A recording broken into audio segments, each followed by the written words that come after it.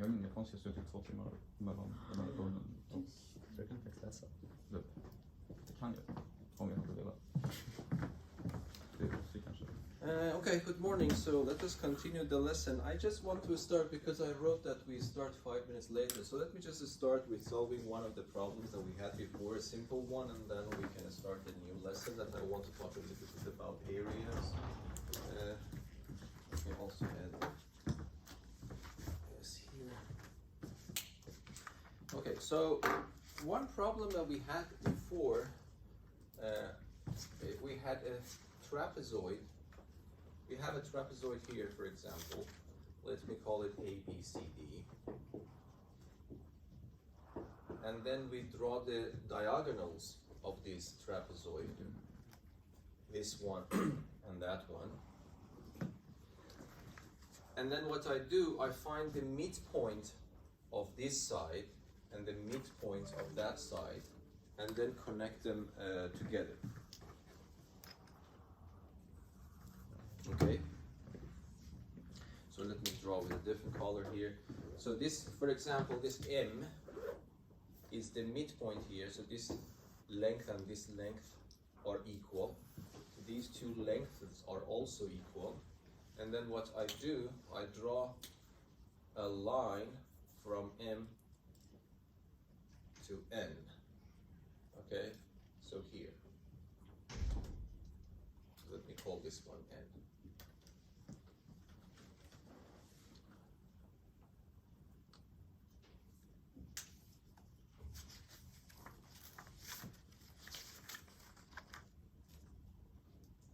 I don't remember exactly. Did we prove what happens for the length of MN before?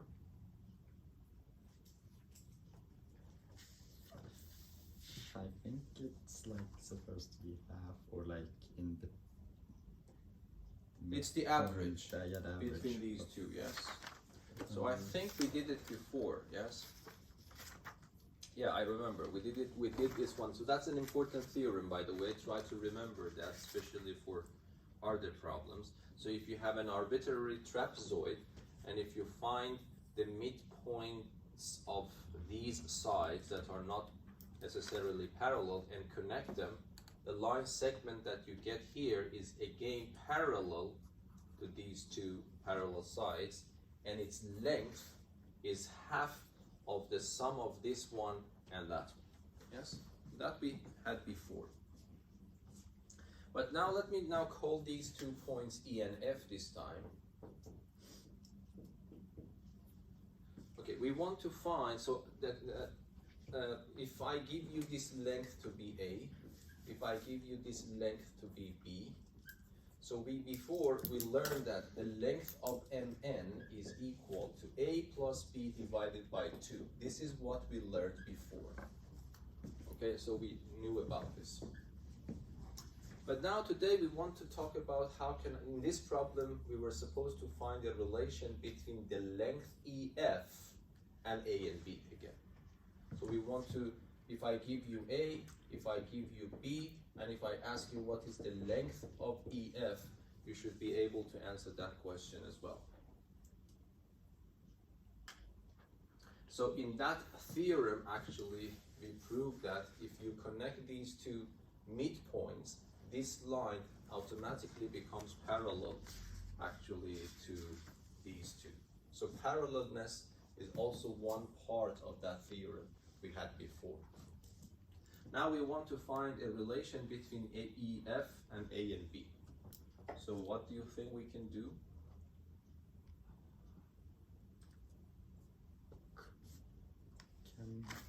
Can we assume that A is smaller than B? Yes, I am assuming in this picture, yes. So you can say that, let us call the bigger one B, let us call the smaller one A. That's correct.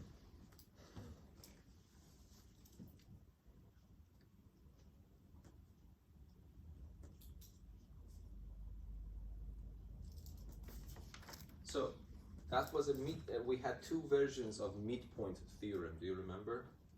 So one version was that if you have a triangle,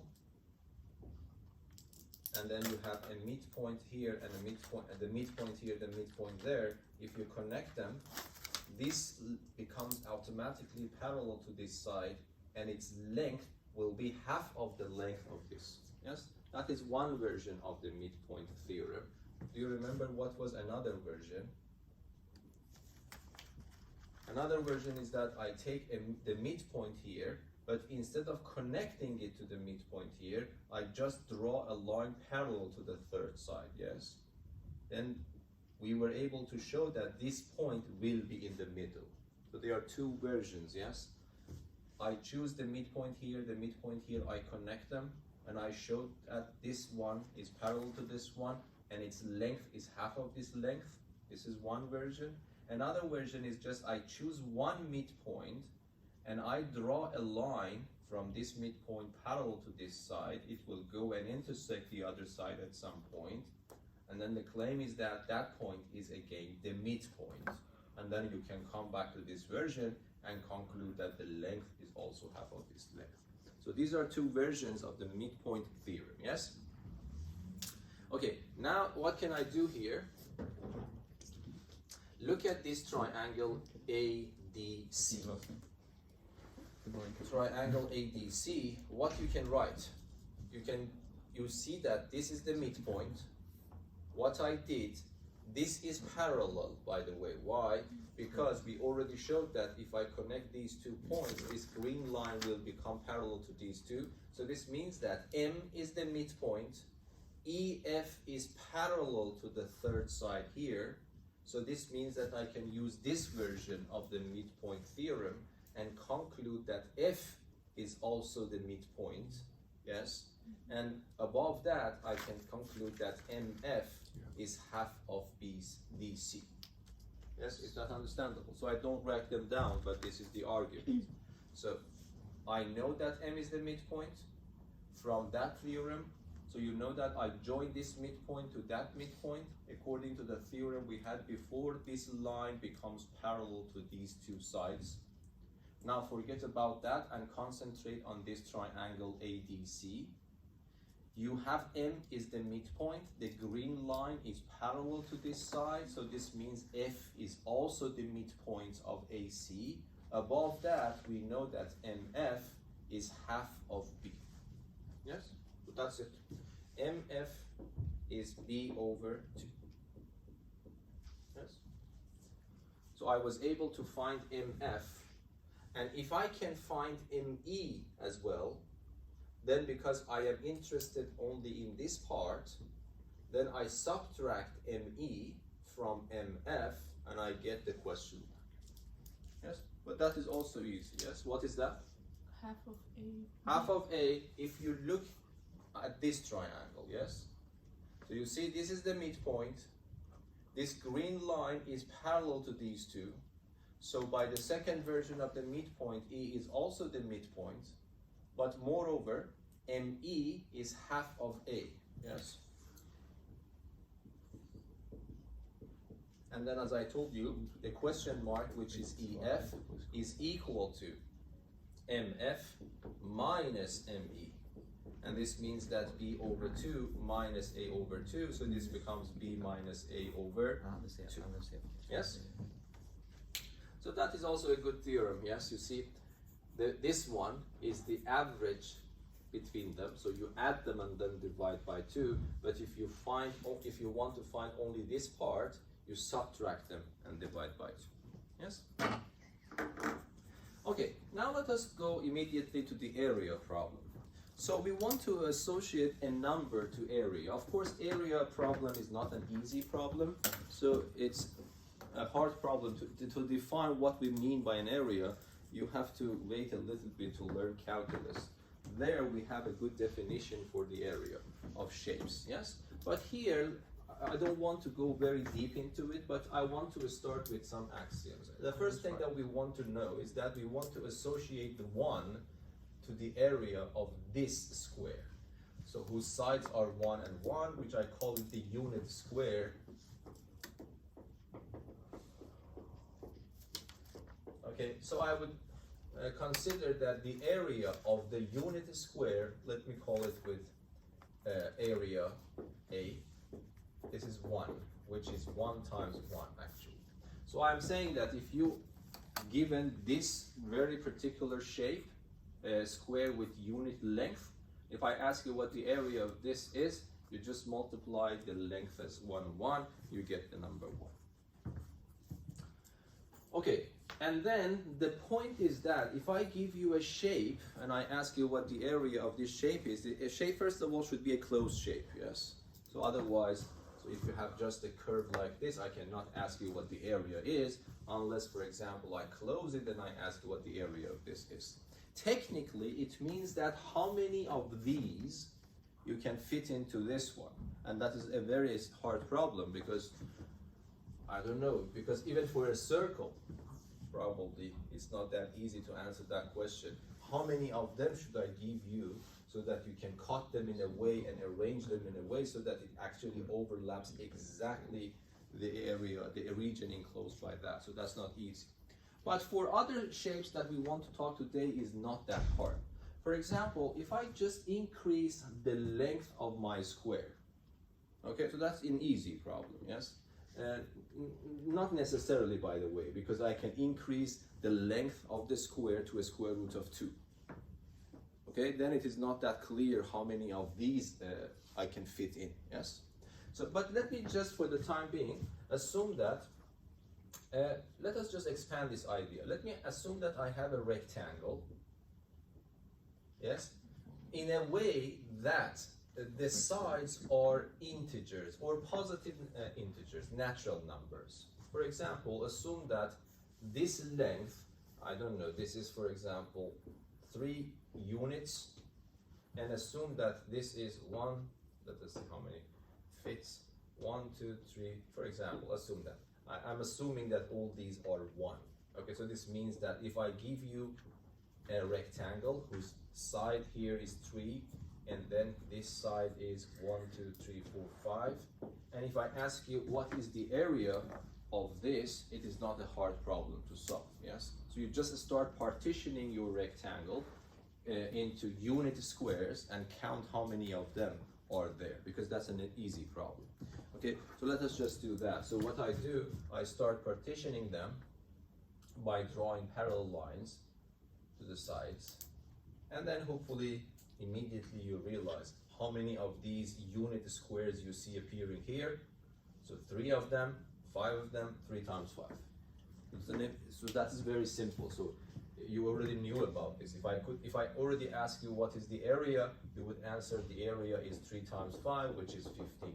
But now that is also squaring with this picture, yes? It's very understandable now. So the question is that why this area is 15? Because I was able to fit 15 of these unit squares inside exactly.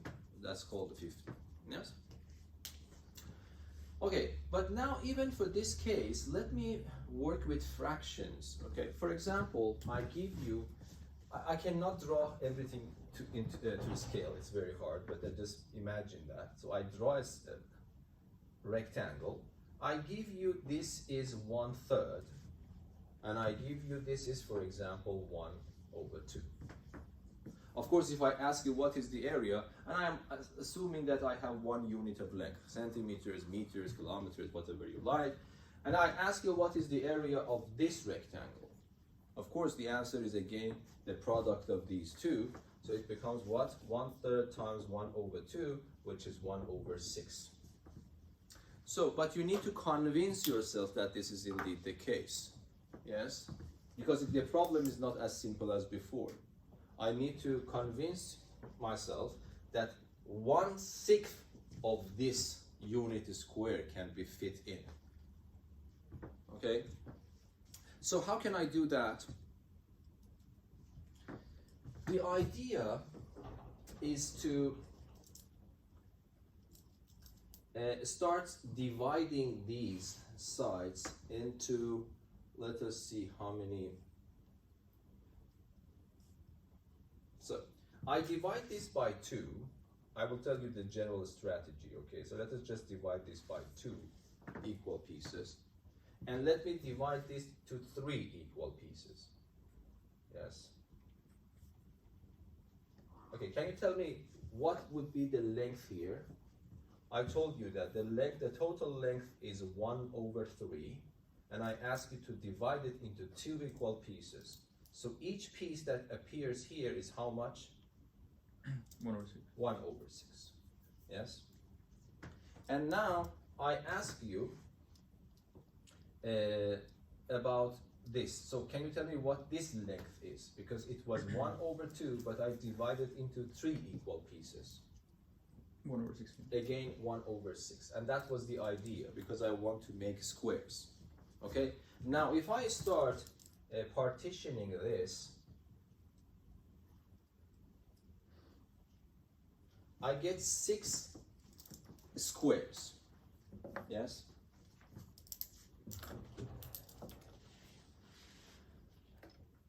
Okay. But can you calculate the area of one of them for me?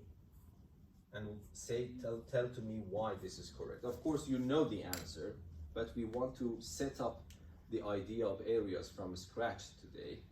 And then if I ask you what is the area of this square? 1 over 36. 1 over 36, we know that, but why? Because 1 times 6. 1 times, No, we 1 over haven't 6. proven that yet. What? Yes? Because we only know that the area of this is 1.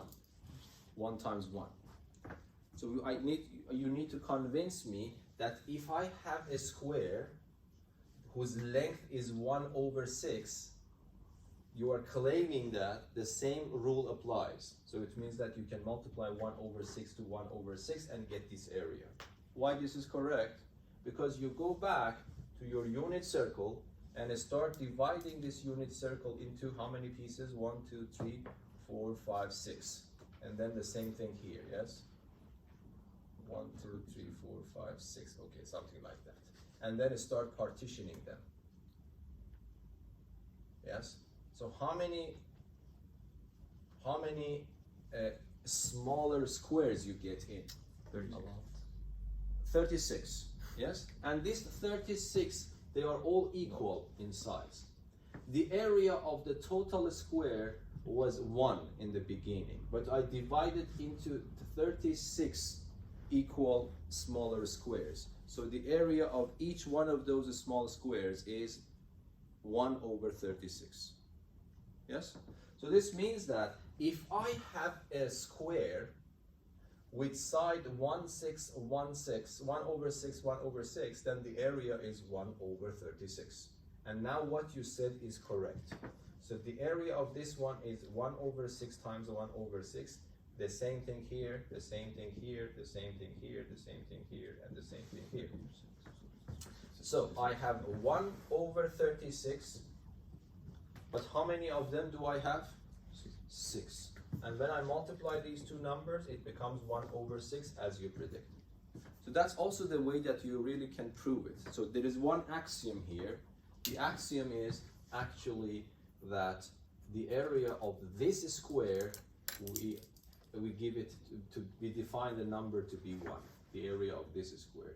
And I used this idea, and I was able to show that if I have a rectangle with sides 3 and 5, then automatically the area becomes 3 times 5, as you already know.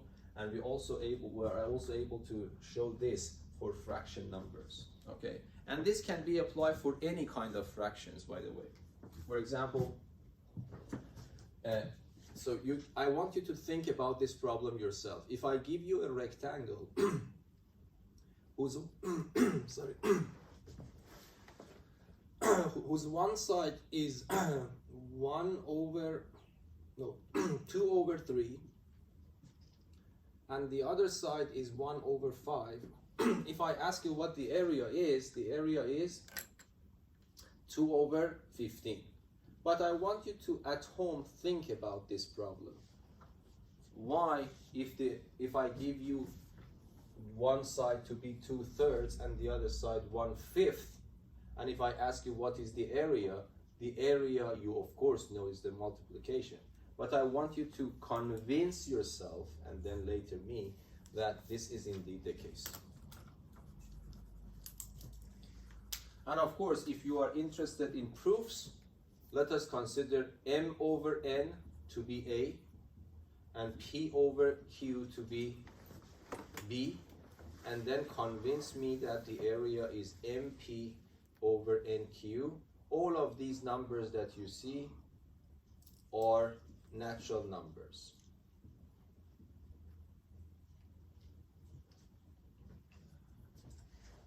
So you should have a good argument why this is the case. But the idea is very similar to what I did here, 1 over 2 and 1 over 3.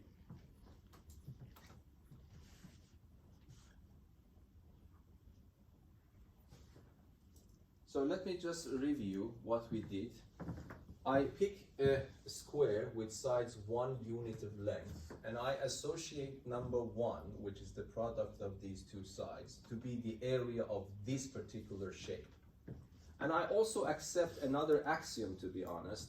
Another axiom is that if you give me a picture and I partition it to disjoint parts that do not overlap, and if you give me the area of each part, the area of the total object is the sum of these areas. That's also another axiom, or another property that I demand for the area. Okay? Based on these two properties, I was able to prove that the area of this rectangle is 15, the area of this rectangle is 1 over 6. And now I want you to think about how you can generalize this argument to prove that if the sides are rational numbers, but any type of rational number, the argument will give you the area is the product again. But the main problem is that what happens if the lengths are not rational numbers? For example, if I give you a rectangle whose one side is the square root of 2, another side is the square root of 5, for example, and if I ask you what is the area, you can immediately answer the question based on what you have learned. You just multiply them without even thinking about it, yes? But I want you to understand the problem is not simple at all. So the square root of 2 times square root of 5 will give me a square root of 10, and that would be the number that I associate with the area. So this means that there are a square root of 10 of these ones that I can fit into it. But if I ask you what is the square root of 10, you cannot immediately answer because the square root of 10 is an irrational number and the decimals will continue forever. So you don't know exactly what is the meaning of a square root of 10 numbers of these, yes? So this needs a definition again. But this is a little bit advanced, but I think the idea is not that hard to grasp at this level.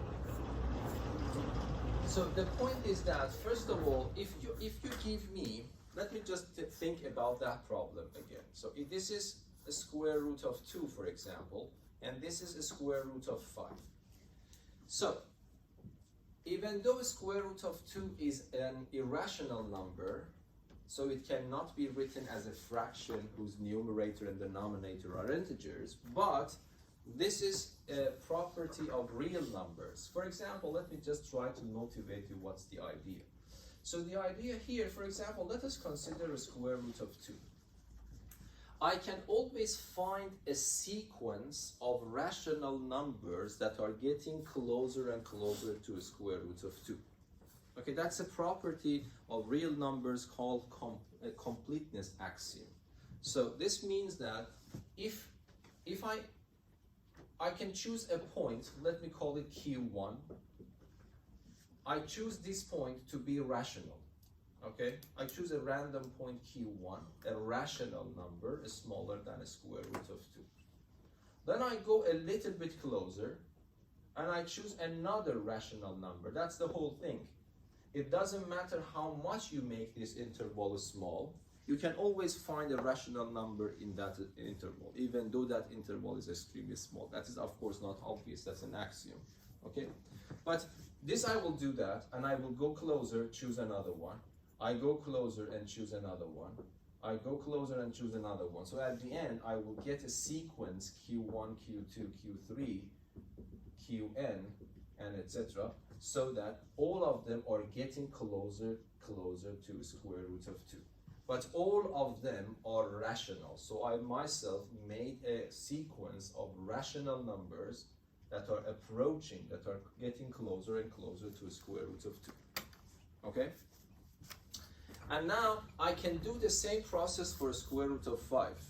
So I find another sequence, so let me call it, I don't know, R1, R2, R3, up to Rn, and I can continue forever, that are getting closer and closer to a square root of 5.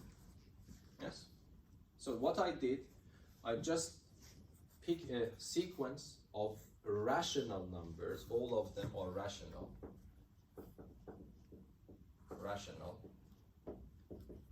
so that one sequence is converging. This is the terminology, converging to a square root of 2. They are getting closer and closer to a square root of 2. Another sequence are getting closer and closer to a square root of 5. Now, using these, I can make a lot of rectangles, infinitely many rectangles. For example, I take a rectangle whose one side is R1 and the other side is Q1. Okay? So I don't know how to show this, but don't be very picky here. So for example, this should be smaller. So I can, so R1 and Q1. So I can, if I ask you, do you know the area of this one?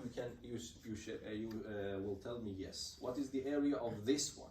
Because this is a rectangle whose sides are rational numbers, and I know what the area is. So the area of this one, which I call area 1, is Q1 R1. Yes? And then I go to the next one, and I make another, a little bit bigger probably.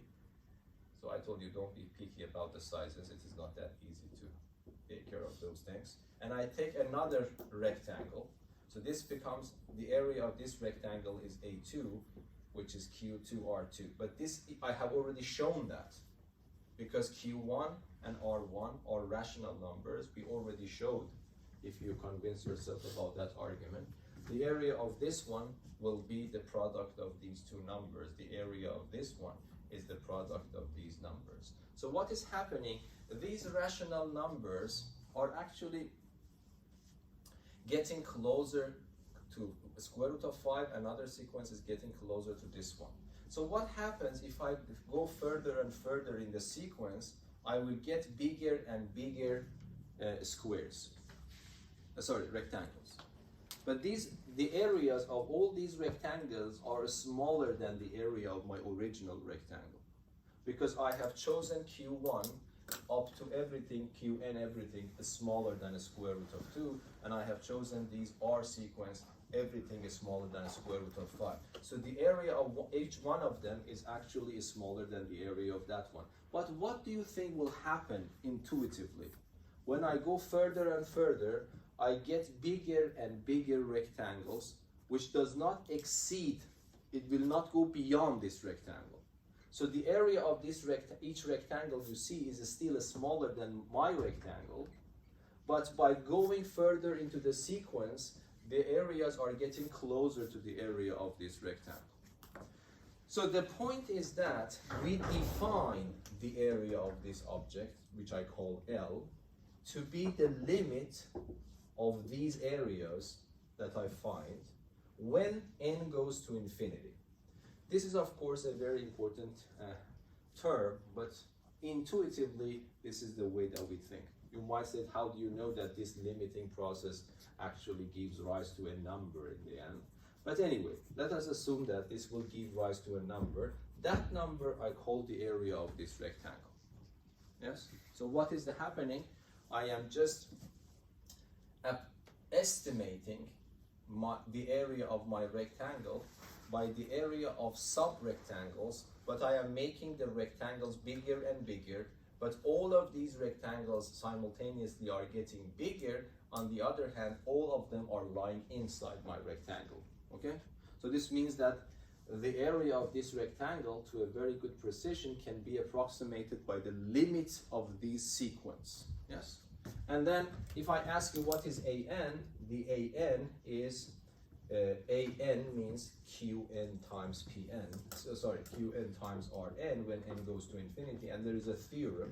that if these limits exist, which in this case exists because the limit of this one is or 2, square root of 2 is square root of 5, you can write the limit of the first one multiplied by the limit of the second one. So that is my definition, by the way. Okay, and this goes from it. But if I ask you what is the limit of Qn when I go further and further, the limit of Qn is a square root of 2. The limit of Rn is a square root of 5. So this means that by definition, the area is a square root of 2 times square root of 5. Okay? But now we have an idea. Of course, we cannot understand that. We have to define the area in a better way so that it squares with our intuition with that simple picture, but we should also be able to extend the idea of area. Okay? So now from now on, whenever I give you a rectangle, no matter where these sides are coming from, what type of numbers are they, so you just multiply them and get the area. Okay? This feels like cheating. What? No, it's not cheating. It's the definition of the area. Because the area is completely a vague idea. Yeah. If you think to it carefully, what do we really mean by an area? So this is the process. The process of area will actually be completely different. You need to use integral calculus to have a better definition for that. But the idea of integral calculus is something like this. You actually start dividing your shape into a shape that you have already defined an area for that, and based on that you want to find the area of all shapes possible. You want to have you should give a definition for the area abstractly, but that is actually higher than the level of at least our lesson. So, but this is more or less the idea. Okay. Now we need to understand, for the time being, we want to find the formula of those famous shapes that we have. So for a square we already understood, for rectangle we understood. What is the next shape? We want to discover its area. Triangle. The circle is harder, we have to wait. But triangle. So what is the area of a triangle? So we consider 3 scenarios. A right angle triangle first. I want to find the area of this triangle. So let us consider that this is A, this is B. I want to find the area of this triangle. Of course, you know the formula, but we want to prove it now. So the formula tells you that you have to multiply A by B and then divide it by 2. Okay? Why this is correct? Now you need to tell me something based on what I presented here for you. Yes, here. Because the triangle is half the rectangle. Exactly. So you construct, so by drawing a line parallel to this and parallel from here to this, you construct a rectangle. Yes? And if I ask you, what is the relation between this triangle and that triangle, it is extremely simple to prove that these 2 triangles are congruent. And if they are congruent, we assume that the areas are the same. So this means that if I ask you what is the area of the rectangle based on what we just learned, we just multiply them. It becomes A times B, but I want this one, so it becomes A times B divided by 2. Yes? So it's extremely important to prove this one first. So let me call this area A. So area is, in this case, is A times B divided by 2. But I want you to understand this is the proof based on what we learned. If we assume that axiom and this process of defining the area of this rectangle, and this is now confirmed. But this is not the whole story, because I might have a triangle of this form, ABC. How can I find the area of this rectangle? Triangle. You already know that, yes? You draw a height here, an altitude here, and then measure the height h. So what is the area of this one? You know, it is, let me call this one A. So this is A times h divided by 2. But why? Yes? If you make a rectangle on from both of the triangles, like if you this triangle is split No, up. but you don't need to go from scratch. That's correct. Yeah. What you can use this idea. Yeah. Because this now, I have Okay, partitioned yeah. my triangle into 2 right angle triangles. If I ask you, do you know area of this part? You would say yes, because of the previous step. So if I call this part x, what I do, I multiply x by h and divide it by 2. If I call this one y, this is also a right angle triangle, and we learned what to do. So what I do, I multiply y by h and then divide it by 2. And then I add these two. Then it becomes my area. But I can do some algebra here. So how? I factor h over 2 out. What is left is x plus y. But what is x plus y? Is just a. This becomes h times a divided by 2. So that's also correct. But there is another scenario. Might be what? I have an obtuse triangle. What do you think? Do you think that is also true there? If I have this obtuse triangle, so that this angle is larger than 90 degrees, so if I call it A, B, C, and let me call this part A. So what is the area of this triangle? So you need to extend this, for example, yes, and then draw a perpendicular line from there to here. By the way, remember, this is called the height, or the altitude, yes?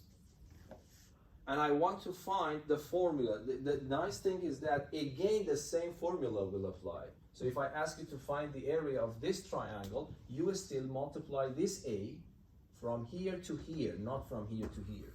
You multiply this A by this H, and then divide it by 2, it gives you the area again. But what is the logic behind that? Yes? So there are two 90-degree right angle triangles. So we subtract this time, yes? Because if I ask you, do you know, so let me call this part x, from here to here, let me call it x. Do you know the area of this part? The answer is yes. What is the area of this part? Because that's a right angle triangle, I can use this idea, so this becomes h times x divided by 2. Can you calculate the area of this bigger right angle triangle? The answer is yes. What is that? So what I have to multiply this length, which is a plus x, and then multiply it by h, and then divide it by 2. So then the area that I am interested in becomes the difference between these two numbers. So a plus x times h over 2 minus h times x over 2. And then what I do, I just write 2 here, and then a times h, x times h, minus x, h, x. So these two are cancelled, so I get the same formula. So now I am on the safe side. So if I have a triangle, any type of triangle that I have, I can use the same rule to find its area. Is that clear? Okay, let us now go to quadrilaterals and try to find the areas of quadrilaterals. So for example, the famous one, of course, we already know the area of a square, we already know the area of a rectangle. They were quadrilaterals, yes? But now we want to find the area of a parallelogram. Have a rule for that, okay? When I'm cleaning the board, you can think about it. Of course, you might remember the formula. If you don't, try to memorize them at the end. So these areas you need to know.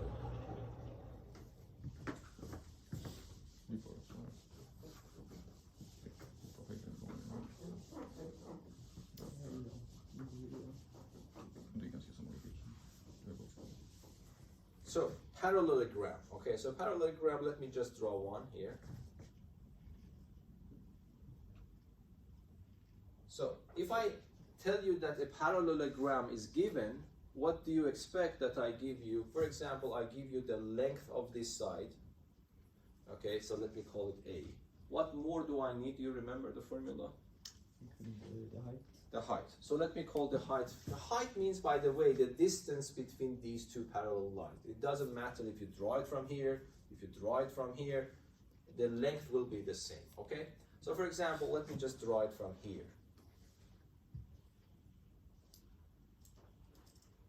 This is H.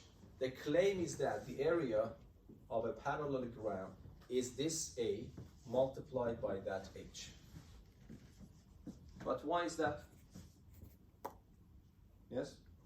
This is like a construction of two right angle triangles and one rectangle. Okay, how? Can you tell me? Because what is the rectangle here? I don't see the No, rectangle right away. if you draw another height. Okay, so you mean that you need to do something here. So you draw another height for to the extension of this. No, it doesn't. Like just on the same way you did. Okay, okay. Inside you mean? Yeah. Okay. So you mean that I draw another one here, but because these two lines are parallel, if I respect that this is 90 degrees, if this is h, I can call this one h. We can prove these things easily. Okay, and then? And then.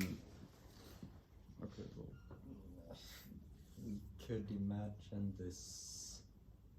Because you know we created like two right-angled triangles with our h lines. I don't like this Or- idea here, because it's too if I complicated. were you, I want to Yeah. use. By the way, you don't need to do that. Why do you don't use the triangle? Because now we have triangles. Yeah. You can just divide it into two That triangles. is easier, isn't it? Yeah. The triangle is better. So, Sure. I'm not saying that this does not work, but if you don't mind, let me draw a diagonal here. Yes? And then try to find the area of this. Do I know the area here? The answer is yes. What is the area of this part? We just learned. It is a times h divided by 2. That's the area of that one. But what is the area of this one? Because these two triangles are congruent. Let us use this idea. Why these two triangles are congruent? Because one side is in common. This length is equal to that length, and this length is equal to this length. So by Sss theorem, these two triangles are congruent. If they are congruent, the areas are the same. So if this area is h times 2, the area here is also h times 2, and if you add them, it becomes a times h. Yes? By the way, it doesn't matter in which way you draw it. This is also important to realize. For example, if I decide to draw this height, yes, so this is h, and then I call this one a, that's the same story. So the area is still a times h. That's important to know. Because you can imagine that you turn this and put this on this side on the ground, yes? That will play the role of the base, because by actually moving shapes around, we are not affecting the areas. Yes, so that's also good to know.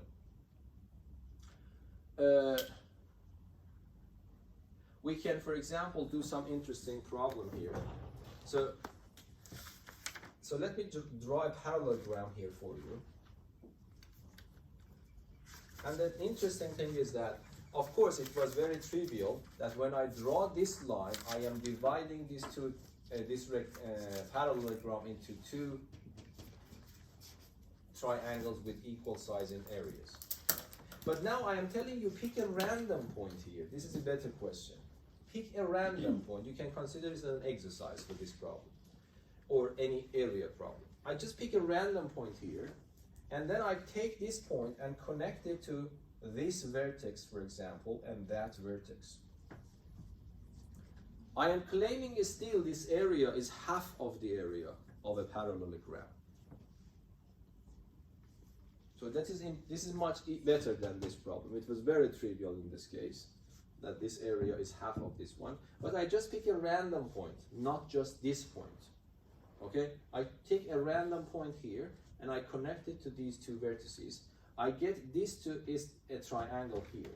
My claim is that the area of this triangle that I construct in this way is half of the area of the parallelogram.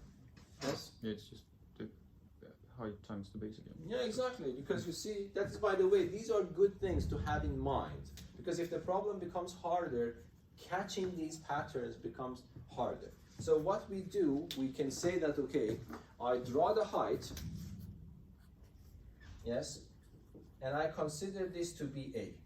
If I ask you, calculate the area of the triangle, you already know how to calculate it. You just multiply A by H and then divide it by 2. This becomes the area of the triangle. But do not look at the triangle. Now I ask you, what is the area of the parallelogram? Based on what we learned, you just answer A times H.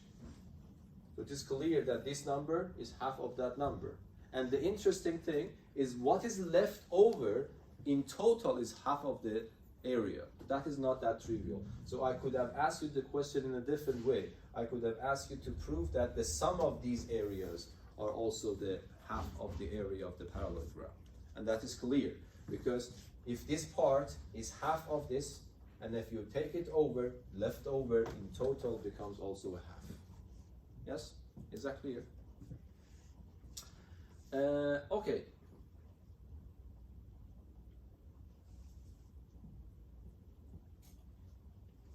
Let me see what I am supposed to talk.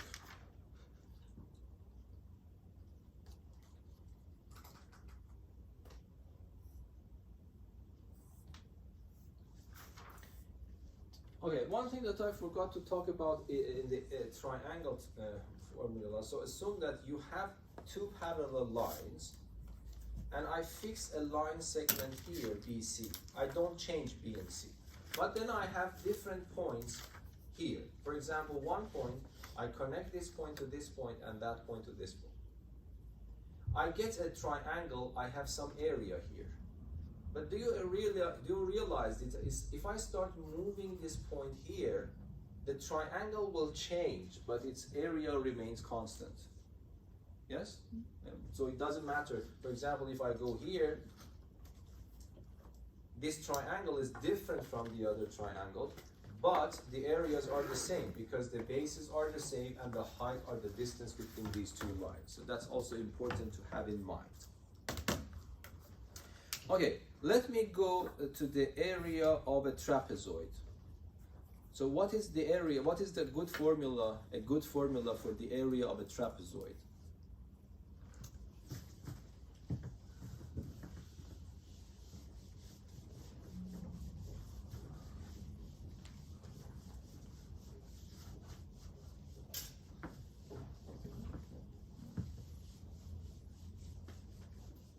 Is it the same? Is it AH? No, because there are two parameters exactly. involved in a trapezoid. Yes, it cannot only rely on one of them. So let us draw a trapezoid here. So I give you this A, I give you this B, and I also give you the height. And I want you to find the area. That's also extremely simple. So what's the area? You don't need to give me the formula. Tell me how to find it. Yes? That the triangle on the left side is a right angled triangle. And if you also This one? Yeah. Okay. If you also draw another height from, This one? yeah, there to there, then it becomes a rectangle and Okay, but the problem is that you need to know the dimensions. Of course, I agree with you. This is H. This is possible. No, I'm not saying this is not possible. But then you need to multiply this by that, which you still don't know. But it might be you can find. I don't know. But that's the point. But yes? Can't we say that the length, if we like imagine the parts of B which do not have like A over it, or basically the widths of our two triangles, Yes. that would be the sum of those two lengths would be the Yeah, so same. I mean, this is possible. Let us do it the way that you insist. But if I ask you from here to here, I call it B, of course, B. Then if I ask you what is this one, you know what is the answer. What is this one? This is A. So the leftovers in total is B minus A. Yes? Because if I take B minus A, if I call from here to here X, which still I don't know, if I call from here to here Y, which I don't know, I know something. B minus A is X plus Y. Do you agree with that? Okay? But then I don't know if we can find a way. But now if you are telling me you want to find the area of these three shapes and add them together, so that's correct. Let us see if it works or not. So you multiply H by Y and then divide it by 2. This becomes the area of this part. And then you do the same thing here. You multiply H by X this time and then divide it by 2. Yes? But you need to also add something more to it. What is that one, by the way? A times H. A times H. So this is definitely correct. That would be the area of your trapezoid. But let us calculate this. From here, do some algebra. I can factor h over 2 out. Yes? What is left is x, what is left is y, so it becomes x plus y is plus ah. By the way, this is not a good formula because people have right to ask you what x is, what y is. But I don't know x, I don't know y, but the good point is that I don't know x, I don't need x, I don't need y. I need x plus y, which I know. Right. So instead of x plus y, I put b minus a. So then it becomes h over 2, b minus a, and then I have ah. So that's correct. That's my formula. But I do some algebra to make it more symmetric. And then, I don't know, let us factor h over 2 out. Can you do it in your head? If I factor h over 2 out, what is left from the first term? Everyone, what is left?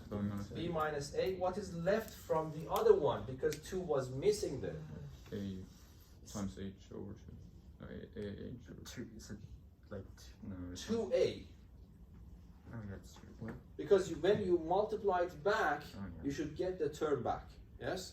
So if there were no 2 there, and I insist to factor 2 out, so I have to compensate that for putting this 2 there. Yes, by putting the 2 there. Is that understandable? So if you don't believe that, multiply it back. H over 2 multiplied by this term is this one. H over 2 multiplied by 2a. These 2 and that 2 are cancelled, I get AH back. But now 2a minus a has a better name, it's just positive a. So this becomes h over 2 positive a positive b. And that is your formula. So you just multiply h by the average between these two, yes?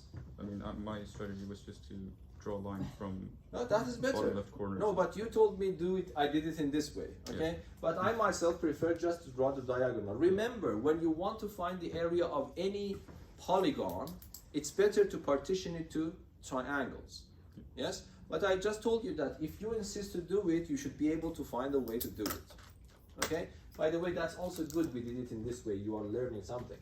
But if I want to do it myself, I will not do it like this. So what I do, I will follow what actually Oscar mentioned. So here, this is a quadrilateral. If I want to find the area, I simply connect this one to that one, yes? Now I want to ask your opinion about that. From here to here is A. So what is the area of this rectangle? No doubt about it. What is that? A times H divided by 2. Now if I ask you what is the area of this triangle, you can give the role of the base to this one, and then you can draw in your head this height. But what is this height? H. This is H. So this one becomes, sorry, this is B this time. So BH divided by 2. And then you add them. So it is much simpler. You get that formula back. Yes? So remember the formulas, by the way. They are important. The area of a trapezoid is the sum of these two parallel sides divided by 2 multiplied by the height. Yes? Okay, another one is rhombus. So what is the area of a rhombus? A rhombus is a parallelogram whose sides are all equal, or a quadrilateral whose sides are all equal. So I give you A, and I want you to find an area for that. Of course, it is clear just giving A is not enough. Do you agree? Because I have infinitely many rhombuses with the same length with different areas. So it is clear that if I just give you A and I ask you to find the area, it is not enough. Okay? I don't remember something about the formula that I have, but let us try to see. I think the correct formula is to the product of diagonals divided by 2. Okay, so something like that. You can, of course, you can translate it in the language of sides later, but if I remember the formula correctly, if I draw this diagonal, so let me call it L, L1, and let me draw this diagonal, I call it L2, I think if I'm right, I have to multiply L1 by L2 and divide by 2. That seems Or, correct. pardon? That seems logical since it's 4 triangles. So it's Yes, it's 4 triangles, but what type of triangle is also important? like a right angle. They are right angle triangles. Why they are right angle triangles? Because There's a perpendicular. So we don't know yet.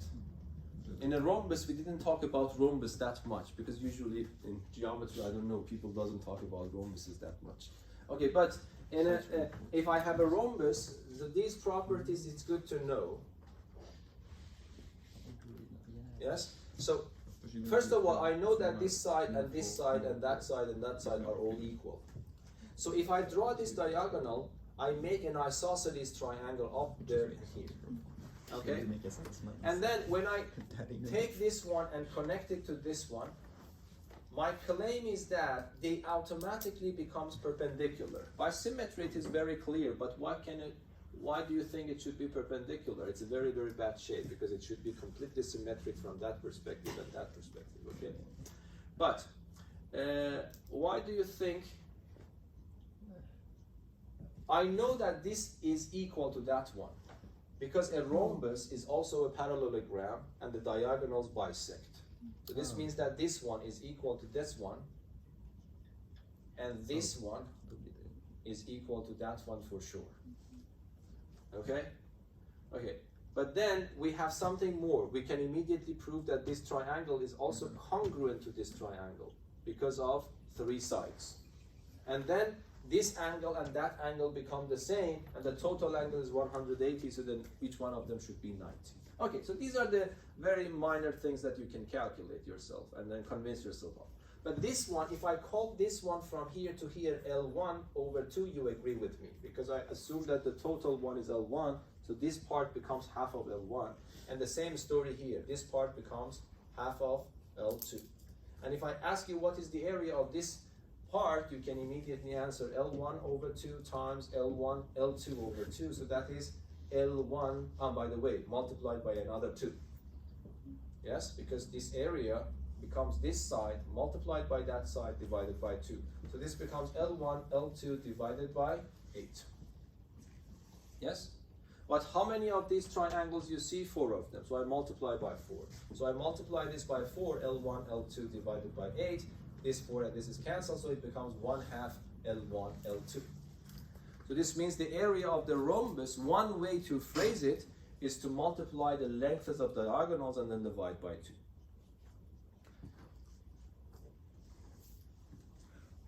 Okay, so there are many interesting things that are coming that they are very important in Mathematics Olympia, this area idea, okay?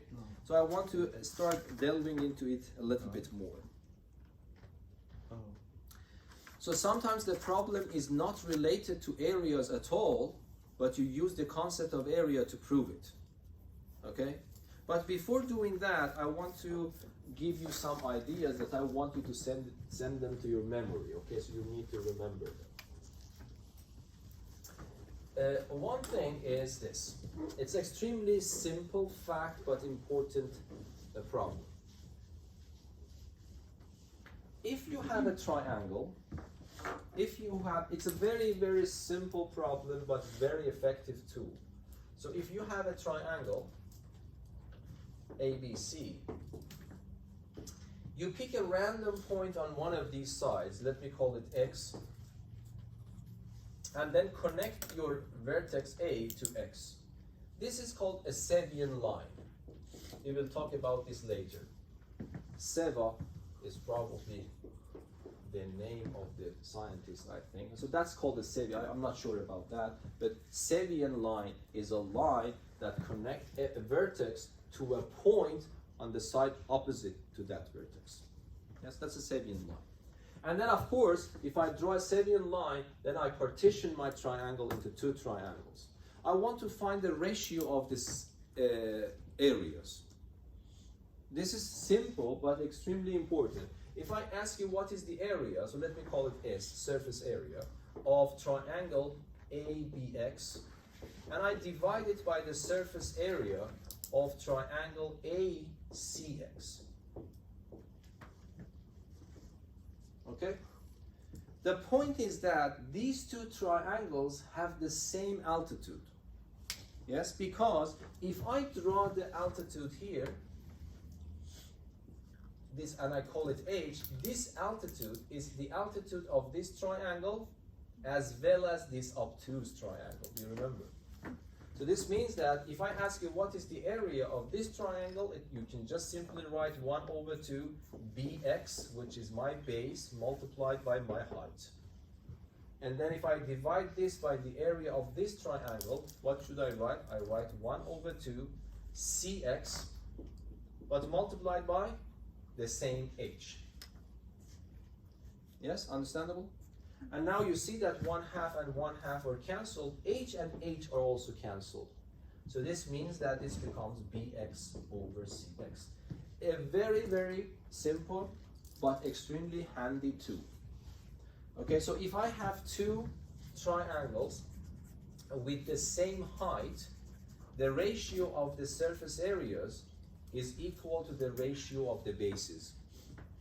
Yes? So it's sort of like what was it, angle bisector theorem? Not really, but No, but that is a good question. We will come back to it. it's a bit. Exactly, but that we will see another proof of that theorem, hopefully today, based on this area idea, which is totally irrelevant, not relevant to the other problem that we had before.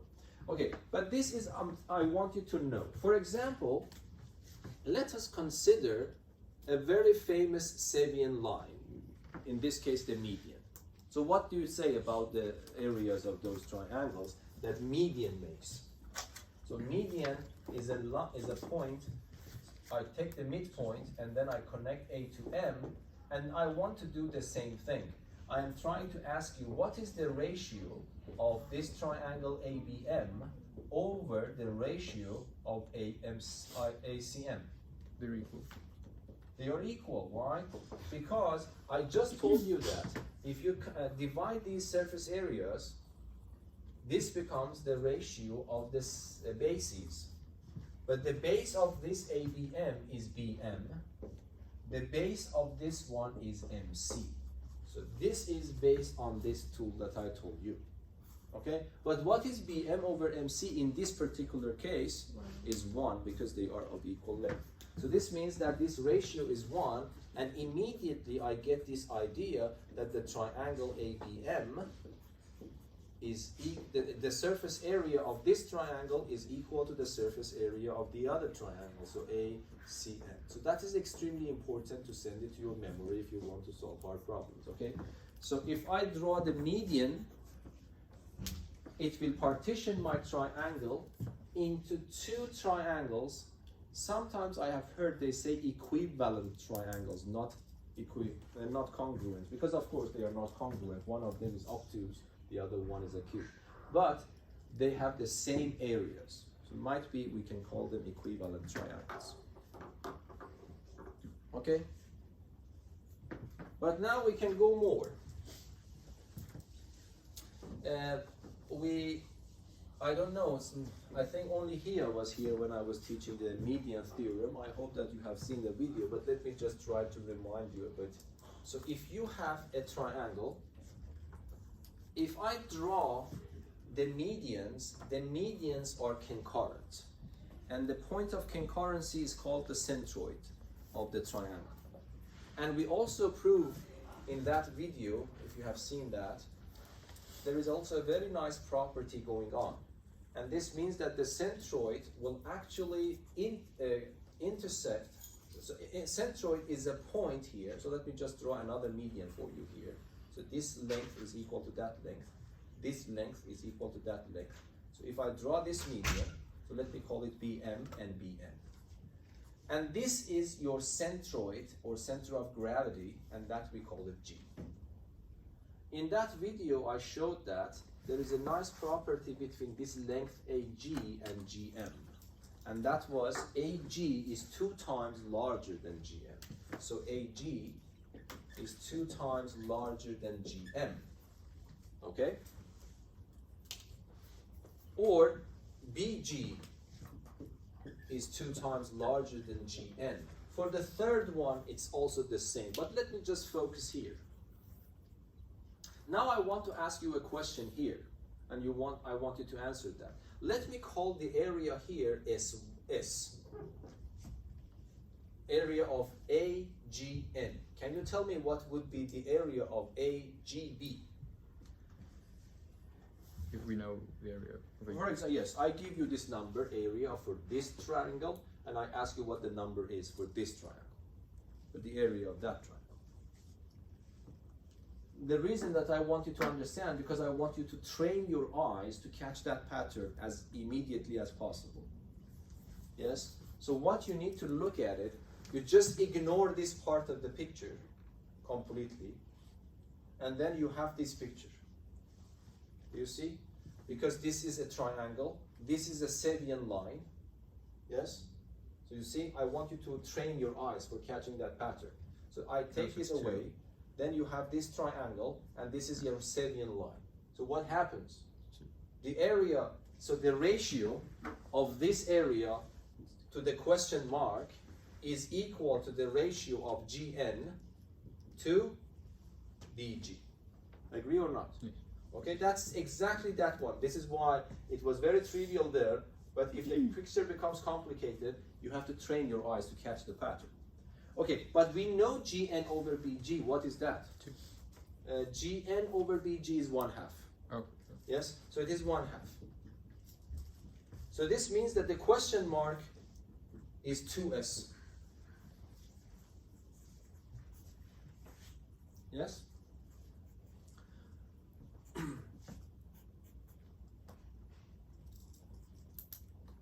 So this, do you understand how to use this? I will give you a lot of examples for this because that is not that easy thing to do.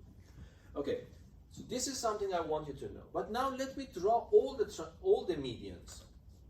Okay, so let me just clean this one so you realize that if I call this S, this becomes 2S. Okay. Now let me clean everything here. And then try to draw another median, the third median, which you know definitely will pass through this point as well. Okay, so let me call this one G as before. This is the centroid. And now let me ask you a question. If I call this S, what can I call this part? I mean, S is the area of this triangle. What can I call this one? I mean, what is the area of this one? What is the area here?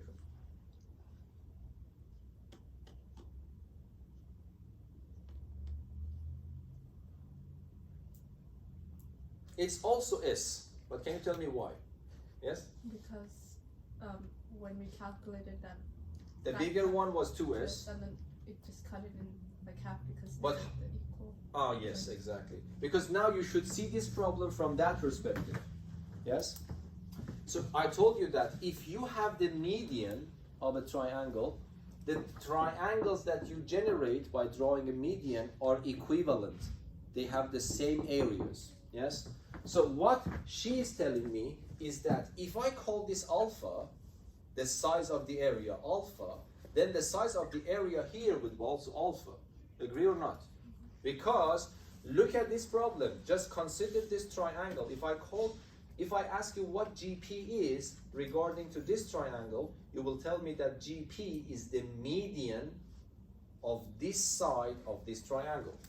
So this means that if you call this alpha, this is also alpha. So in total, it is 2 alpha. On the other hand, we just showed that in total, it is also 2s. Yes, so alpha is equal to s. So this means that if this is s, this is also s. Not only that one, this is also s. Yes, but what about this one? That's also S. Why? Because well, No, you have to come back from that scenario, yes? If this is S, this is also S. Because this triangle, yes, this is your median. So these two are equivalent. yeah. But for the same, okay, and then what can I do now? The last thing is I want to show this one is S, that one is S. So it means that all of them are S. Okay, so how can I show that this one is S? Can't we just use the exact same logic. It's a similar trick that I erased. So Yeah. up to here we can go, but I need another thing to prove that what happens here. Because now if I consider this big one, But I mean, can't you just prove by the same logic that you proved the original S on this one as well? Can't you just say that you know that this triangle is equal to, like when we said? yes, but I want you to train your eyes again. Okay, so this one is half of this. Okay, so the area here should be half of this area. So this area is 2S. And for the same logic, you can consider that these are also S and S. So that's also a good picture to have in mind. So when you draw all the medians, you partition your triangle into 6 triangles, not necessarily equal, congruent, but equal from area perspective. So they are equivalent. So that's something that I want you to understand here.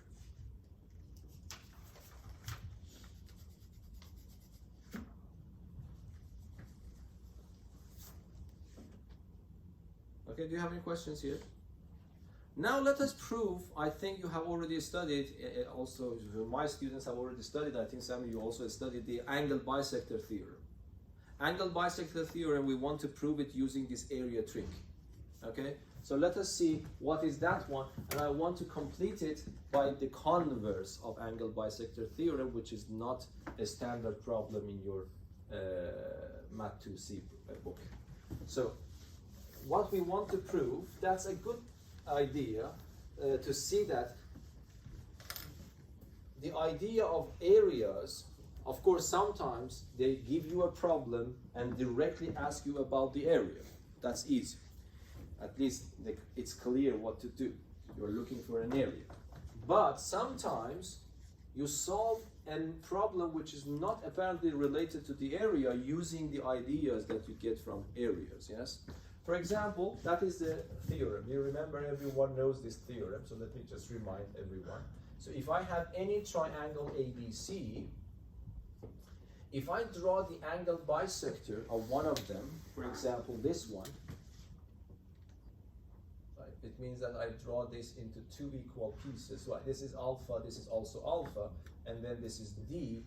Now let me just use some symbol C and B, and let me call this one X and Y. Yes, we want to prove that what happens.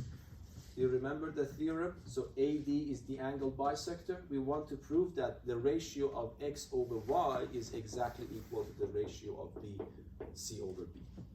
And that is the content of the angle bisector theorem, which is actually a very, very handy tool. You have seen proofs according to your course book, but this proof that I want to present is not presented there. And that is using the idea of areas. Okay, so what I do, I write something like this. So AD is also a Sevian line, yes? So we just showed that the area, surface area ABD, over what? Over ABC, ADC, yes, is equal to what? ABD over BD is X over Y. Y. Yes. So this is promising. Why? Because as you predicted, X over Y is something that I need in something that I want to prove. So that is good. I call it number 1. Yes. If, on the other hand, I can convince myself this ratio is also C over B, then I am done. Because this ratio is on the one hand X over Y. If I can convince you that this ratio is also equal to C over B, then I have my equality. Yes? But how can I do that? That's also interesting. First of all, what I do, I take this and draw a perpendicular line to that. Okay? So let me call this one, and then draw another perpendicular line to this. So let me call this one H1, and let me call this one H2. Tell me why H1 is equal to H2 from the length point of view. Forget about my poor picture here. There are one should be immediate for you. Let me remind you about the theorem, yes? They share angles and one side. Okay, so you just went back to congruency. But I want you to remind you, do you remember I told you that the angle bisector is the loci of points, what with what property? These are extremely important things. If you want to be successful in Olympia, you have to have these, you should have a very sharp memory, okay? So two loci of points are extremely important to remember. Okay, one of them, let me just mention because we don't have time. So the angle bisector is the loci of points that are equidistant to the lengths. What does it mean? It means that every point that I pick in the angle bisector, draw a perpendicular line here, draw a perpendicular line here, these two are the same. The proof is what you mentioned. Yeah. Yes? Okay, so that is anyway. So if you want to start from scratch, you would say alpha is equal to alpha. These two triangles are right angle triangles and they share the hypotenuse. By the way, that is enough. If you go back, an acute angle and the hypotenuse is enough for the right angle triangle. You don't need to look for something else. That's also something important. So these two triangles are congruent, so H1 and H2 are the same. Okay? But now what is my goal? My goal is to calculate this ratio in a different way. So I would say that the area of ABD divided by what? The area of ADC is equal to what? Is equal to, let me write the area of ABD. Okay? Let me just consider this triangle. Let me give the roll of the base to C, and let me give the roll of the height to H1. So this becomes 1 over 2 H1C. Do you agree? Yes or no? Yes. Leah, are you happy? Okay. So then, what happens here? Tell me. S of ADC. 1/2 of H2 times the B. B, yes? But we just, first of all, I don't have any problems to canceling 1/2s. But we just told that H1 and H2 are equal. They are different segments, but the lengths are equal, so they can also be cancelled. Yes? So this is C over B. So on the one hand, this area is C over B. On the other hand, the same ratio of areas is X over Y. So if I call this one number 2, if I compare number 1 and number 2, I can conclude that X over Y is equal to C over B. Yes? Of course, if you just know one proof, that's enough, but this is also a completely different way to solve the same problem, yes? Understandable? Okay, we have a little bit of time. I can finish this part by which we haven't studied in Math 2C, and that is the Converse Theorem. Okay, can you tell me what would be the content of the Converse Theorem? Here, I knew that AD is angle bisector. I proved that X over Y is C over B. So if I want to formulate the converse, what do I say? I say that I have a Sevian line which I don't know if it is angle bisector or not. So this is ABC. I just draw a Sevian line here. I call this one alpha, I call this one beta, because I don't know if this is angle bisector or not. But something I know that the ratio of X over Y is equal to the ratio of C over B. The point is that, can I prove alpha is equal to beta? Yes? So I hope that you understand the converse, yes? Here, we knew that alpha is equal to beta. We concluded that X over Y is equal to C over B. But there is no guarantee. I wanted to refresh your memory. This is called the converse because I have just flipped the premise with the conclusion. There is no guarantee that this is also true, but we are claiming that yes, in this case, that is also true. Okay, because we don't have time, I want to finish it, so let me just do it myself. The proof is proof by contradiction. So assume I want to prove that alpha is equal to beta. If you say no, alpha is not equal to beta, I draw, you are claiming that AD is not the angle bisector. Yes? If you claim so, I would say that, okay, if this is not the angle bisector, no argument. I will draw the angle bisector myself. And it will intersect at some point D prime. So if you agree that AD is the angle bisector, fight is over, yes? But if you don't believe that AD is the angle bisector, then I am able to draw the angle bisector myself. And then it will not be the same point D, it will be another point D prime. But now the theorem itself, so let me call this one from here to here X prime, this one from here to here Y prime. Okay, now can I write X prime over Y prime is C over B? So therefore, X prime over Y prime is C over B. Do you agree with this, what I have written? Because of what? Because of the theorem itself. If you say that D is not the, this is not the point for the angle bisector, D prime is, okay, then I can use that theorem and write this. Yes? Okay, and then what I do, I will do this. You are also telling me that C over B is X over Y. So, okay, so C over B is equal to X over Y because this is my assumption. Okay, on the one hand, X prime, Y prime should be C over B because of the theorem. On the other hand, C over B is equal to X over Y because of my assumption. So then it means that X prime over Y prime is X over Y. But don't be in a hurry. You cannot jump and conclude X prime is equal to X, Y prime is equal to Y. Because, for example, 2 over 4 is equal to 1 over 2, but 2 is not equal to 1, 4 is not equal to 2. Okay, so I need to do something more. So what can I do? I can do this. I can multiply X prime by Y, and then I will multiply Y prime by X, yes?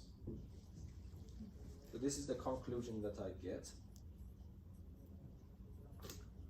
And then what I do, I will add one smart term to both sides, okay? So I will add, let me think a little bit, y prime. I will add y prime to both sides.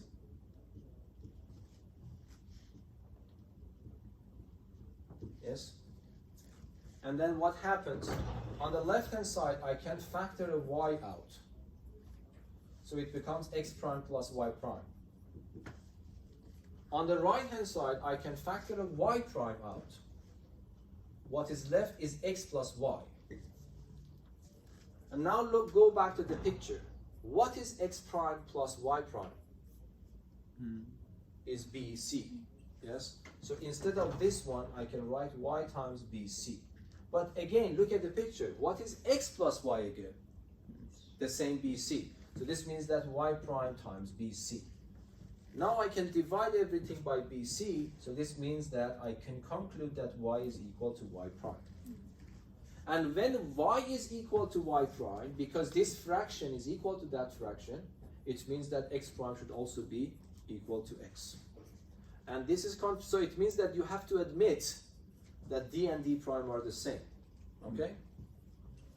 If you say that no, they are not the same, then you have to live with the contradiction. On the one hand, they are not the same. On the other hand, y and y prime should be the same. If you choose to live with contradiction, that's up to you, but this is not possible. Okay? So it means that this is something you didn't study formally in Math 2C. That is the converse of the angle bisector theorem. Okay? Any questions?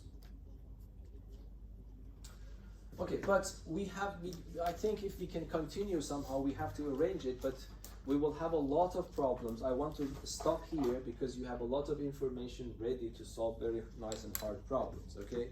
I just want to give you one problem from the Iranian Olympia problem, and I want you to think about it. That's extremely simple and nice problem. You just have a random quadrilateral. You divide this into 7 equal pieces. So just 7 equal pieces. 1, 2, 3, 4, 5. Okay, so let me just increase this a little bit here. Okay. Okay, 7 equal pieces. And the same thing for this one. 7 equal pieces. 1, 2, 3, 4, 5, 6. Okay, 7 equal pieces. So that is a random quadrilateral. No trapezoids, no, I don't know, any random quadrilateral. You divide this into 7 equal pieces. You divide the other one also to 7 equal pieces, and you start connecting these points correspondingly.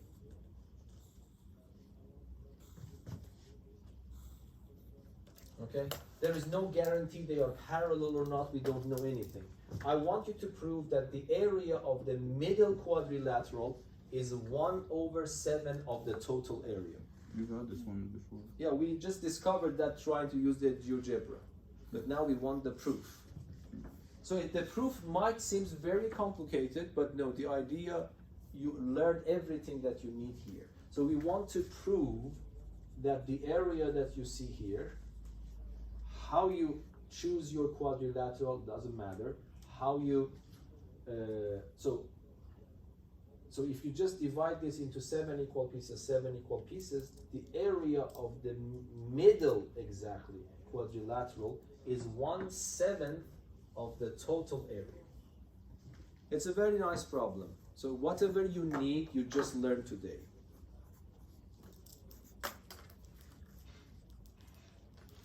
Okay, thank you very much.